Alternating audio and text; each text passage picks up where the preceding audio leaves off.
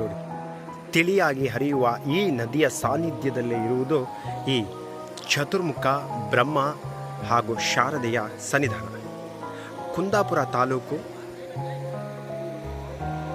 ಹಾಲಾಡಿಯಿಂದ ಒಂದು 12 ಕಿಲೋಮೀಟರ್ ಬಂದೆ ಈ ಒಂದು ಅದ್ಭುತವಾದ ಜಾಗ ಇದೆ ನೋಡಿ. ಈ ಜಾಗದ ವಿಶೇಷತೆ ಚತುರ್ಮುಖ ಬ್ರಹ್ಮ 3 ಮುಖಗಳಲ್ಲೂ ಹಾಗೂ ಹಿಂದೆ ಶಾರದೆಯ ಮುಖ ದರ್ಶನವಾಗುವಂಥ ಜಾಗ.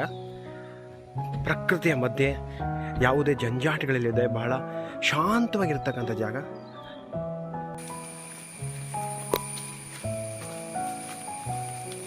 ಇದು ಆ ದೇವಸ್ಥಾನದ್ದು ಇದು ಅನ್ಸುತ್ತೆ. ಸೈಬಾ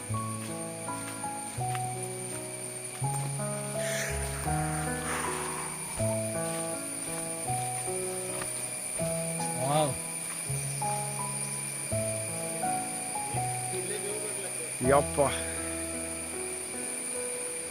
ಒಳ್ಳೆ ಕ್ಲೀನ್ ನೀರು. ನನ್ನ ಪ್ರಕಾರ ಇತ್ತಲ್ಲ